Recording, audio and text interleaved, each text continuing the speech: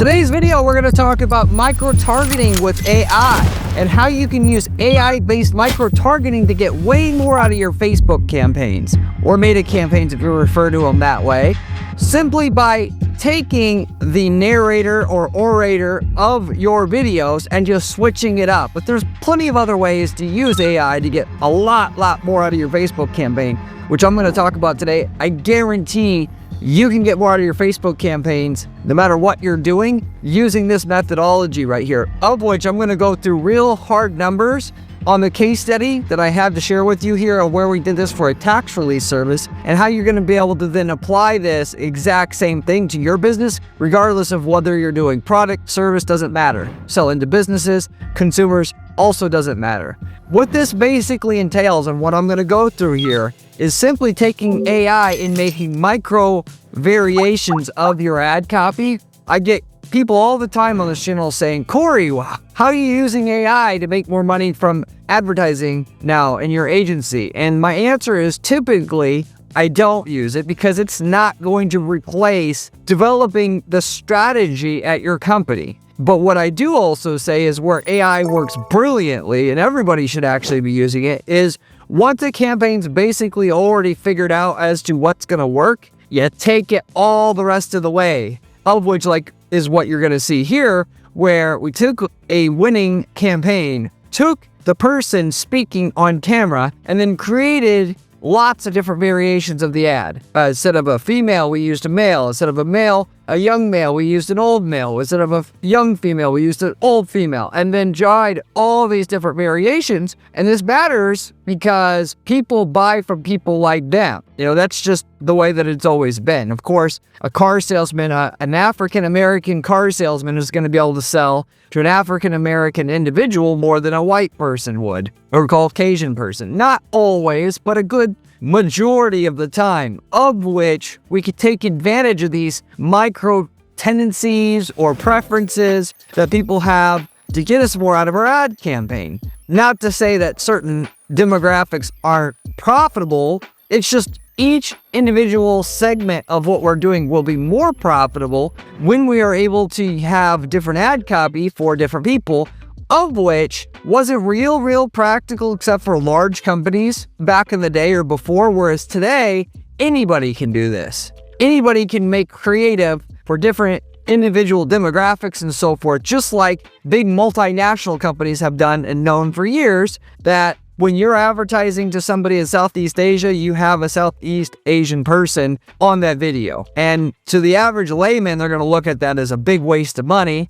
Who cares? The message is still there. Ain't wrong. People buy from people like them. And the closer to the person speaking to them that's like them in terms of age, gender, and then also ethnicity, the more the results you're going to get. Generally speaking, again, not everybody. But when you're talking about advertising, you have to know where things go more so than others, so you can actually make optimizations to your ads and be more relevant to your individual you're marketing to, because the more relevant you are, the more the click-through rate, the more the ROI, the more sales you can make. And this is just an easy way to take something that's working now and double, triple the productivity of it, literally speaking, by making these additional changes to your ad copy. And you just take your video ad, you put it into your favorite AI program of choice, say take out the black man, put a young female in there in its place, and then boom, in 30 seconds you got something that you can now run to young females and see if this pushes your numbers up further. I'm going to go through the numbers on a case study here for tax release service, as I mentioned, to show you just how much of a difference this actually can make on your ad campaigns implementing it into your business. Ultimately, the general thing has been, just to lay it all out here also in advance, with Facebook, with the Andromeda update, people are telling you mostly out there that ultimately you have less campaigns, less ad groups, more copy. And that is absolutely true. But they're not taking it to the nth level that they could, whereas they have different ad copy that covers different angles. And then each one of those angles have their own set of ads. And there's a point where they'll say, well, you're going overboard with it. Realistically, more relevant ad copy is going to get higher click-through rates. You can't not say that ever won't get more results. Of course, there's limits in the amount of ad copy that you can use, which is why you will typically going to test angles. And then when you find the angles that work, you get more out of those angles by having different ads, demographics, of which you wouldn't just generally ram them all into the same ad group and like Meta sort it all out on their end. Even though that would still get you the best results long term, because they're going to do micro level optimization. That is, find out a black man that does better with a female when she's older versus younger, or when she's from Texas versus California. They're going to do all those micro optimizations, whereas you can only do so many optimizations on your end with what I got here for you, basically. So I'll get more into that in a minute. But what we did is we ran an ad that for tax relief service that basically said, hey, did you know that tax money that you owe and you can't pay right now, the government's got a program where you basically don't have to pay any of it if you apply. And just about anybody can apply that can't pay. This is basically sort of an embellishment, by the way. There's an offer and compromise program that the IRS has, where if you truly can't pay, they'll let you out of your taxes. But that's because they know if they don't let you out of it, you'll never pay again. They'll never get another dime from you, so they have to let you out of it. Debt jubilee, if you will, just so they can get more from you in the future. They'd rather get some in the future than none forever. But anyway, this is the type of kind of bait type ad that works really well on Facebook, because people always want something for nothing, if they can, as human nature. So we take that bit of greed and we use it to generate a lead, and then we bring people back down to earth on the phone. Not everybody would apply or can be eligible, and that's fine. We're not saying everybody has been in the ad. But that was the type of ad that we ran, and in the initial ad that we found worked okay, it was profitable enough. Not amazingly profitable, but not at a negative ROI for us after expenses. We had a middle-aged man, which was an influencer that we had, which normally an influencer will make an ad work better than a non-influencer.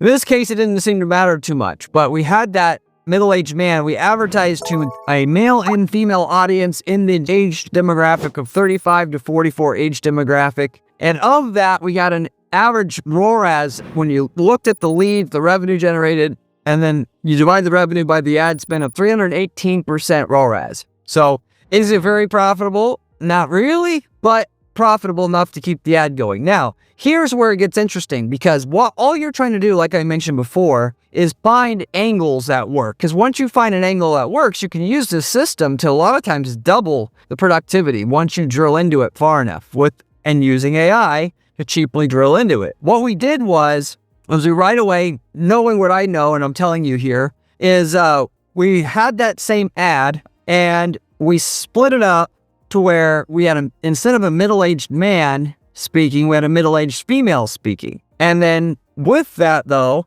we sent that traffic to in an ad group targeting a male-only audience. So the same 35 to 44 age demographic, but male only. We had one ad group where we had the original ad itself, but pointing only to the males. We're still going after a male-only audience in both cases, but we had one with a female actor, one with a male actor, or influencer, if you want to call them that. They're really just actors at the end of the day.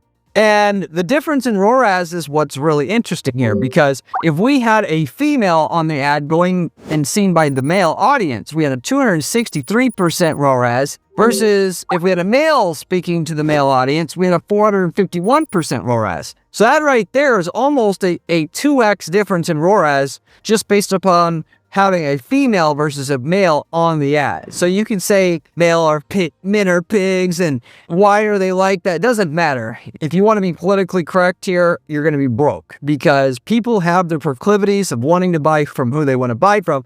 They want to buy from people like that, but also people, they're going to treat a certain demographic of individual as more trustworthy, credible, smart, whatever you want to say. I mean, human nature is human nature here. So in this situation, you could be in a situation where you know you need a 400% ROAS. You use this formula right here to find out what was going to work. You got rid of the female audience, you just did the male, and now you are profitable. But you shouldn't just stop there, because naturally the next thing we did was we took the same ad and we just targeted the female audience and see what we needed to do there. And depending on what we needed for our ROAS, we could go with both, one, or none. So what happened here was our ROAS the ad with the woman on it going to a female audience we came out at a 412 ROAS, and the male actor on the ad going to a female audience, we did a 304% ROAS. So stacking all this up, essentially you can see here there's a huge difference in our overall ROAS compared to male versus female, and then with different actors, whether we're talking about male versus female on the actual ad itself, to the point where here we're talking about almost a 2x difference in ROAS from just depending on whether it was a male or female on the ad and whether we're going after male or female audience. Whereas, of course, the females seem like they cared less who they saw in the ad. The males cared a lot more, but you're not going to figure all this stuff out unless you test it, and AI is just a great, easy way of testing it all. Now, from here, we can now go into doing it, which you should also do, doing this on each age demographic bracket. So you should have the 35 to 44, and then 45 to 54, and then so on and so forth, all the way up the line. Because each age demographic, most of the time, I promise you, is going to have a different level of ROAS based upon you having a male versus a female on there. And this is the very first thing I would recommend you test. Once you've got the male-female stuff out of the way, then you can start going into the different ethnicities. You could do African American, an Asian, Caucasian person, and then start going through the same process again by age bracket. Figure out what ethnicity a person wants to see mostly, male versus female. And then ultimately, you should basically know where your minimum cutoff is that you know you need as far as a ROAS, and just get rid of the combinations that don't work for you. If you are, let's say you've though found out that when you ran your campaign, you're way over your minimum mark in terms of ROAS, and there's nothing that you need to single out. Well, you could use the same system here to find out how to get more click-through rate out of your overall audience. It can also be used to scale your ads more as well. And in that particular case, the question is though, long-term, do you have a different ad group for each age demographic and targeting a different gender? Or do you have one ad group that you put all your ad creative into? Generally speaking, letting Facebook optimize by putting all your creative in one ad group together is going to get you the best results, because they're going to find out, like I was kind of trying to touch on earlier and mention here, that there's small nuances to this that don't apply. So they'll find out, for instance, that yes, the middle-aged 35 to 44 males want to see a male actor overwhelmingly, unless they're liberal. And then they want to see a female actor in the ad. And they can pick this up pretty quickly. There's no way to easily break this out in your Facebook account. I mean, technically you could do this. There's ad limits. You're only going to also then take it so far. And maybe you want to do this manually to get to a high ROI more quickly than letting the system just take its sweet ass time to figure all this stuff out for you, because it's going to not try to shut anything off too quickly, and also want statistical significance in its decision making to not make false decisions. But you can decide for yourself. Do you want, because there's always kind of like two things to balance here. Do you want speed of results or the overall size of results? You can get better results by having singled out ad groups for each age demographic and gender demographic and targeting option with ad copy that's relevant, or what seems like most relevant for each one of those demographics there. Or you could put everything into one ad group and let the system sort it out. It'll be slower, but you'll get more overall results that way in the long run, because of these micro level of optimizations that the system can actually do for you. You'll have to decide what works for you. I mean, naturally, if you don't need a certain level of profitability right away, or you're already profitable, then one ad group makes more sense. Whereas if you got to get to a return quickly, or you're going to run out of money, well, then I'm going to not only, by the way, segment everything out completely as much as I can, but also I'm probably going to pick one segment to drill in on and get the most results from. That is, find the segment that works the best, and then do all my ad copy testing using AI to get the most out of that one particular segment, so I can have, within the ad limits, have as many tests going on for that individual ad group or segment, should I say, that you can, and go into, liberal versus conservative and doing those optimizations on that one little segment, because I have more room to do it in my account now. So if you haven't subscribed to the channel, by the way, you should. I've got the best information you're going to find online about how to make money with ads. Anywhere else online,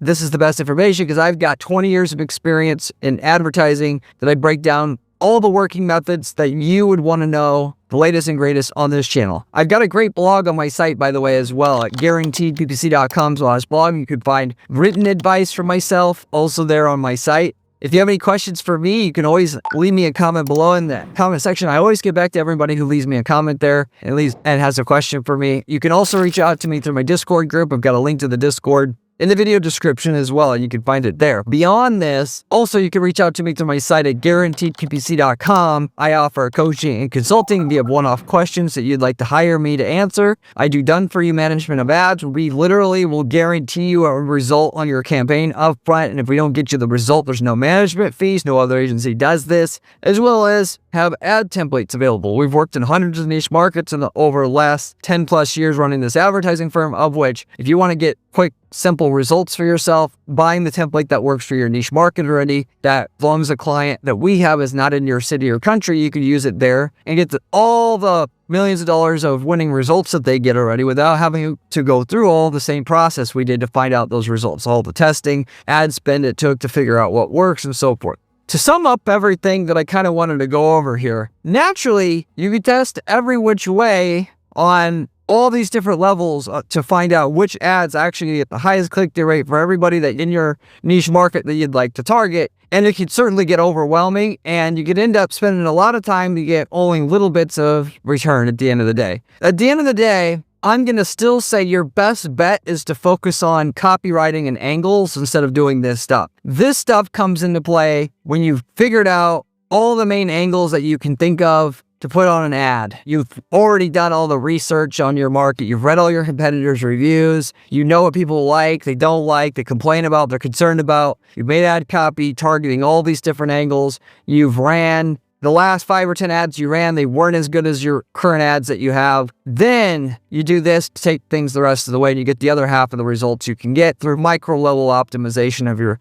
campaign, through micro copywriting targeting. That is, you're targeting different individuals being in your ads for different individuals who are seeing those ads itself, different ethnicities, ages of users, and then also the gender of the user itself. This can also go into the voice. If you're not having an individual in the ad and it's just a product demonstration ad, you can do a different voiceover. And it's the same thing that applies there. Male voice, female voice, ethnic voice, non-ethnic voice, same things apply. And it all matters just as much at the end of the day, almost anyway. So don't discount this as well, even if you don't have an individual actually speaking visually in the ad, because that also just, it's not going to stop you from getting large increases in your ROI and scaling potential out of the campaign that you've already found works. So with that said, I'm going to wrap it up with that. Thank you very much for watching as usual. I'll see you on the next one. If you want to see another video, click here. It is one of my best ones.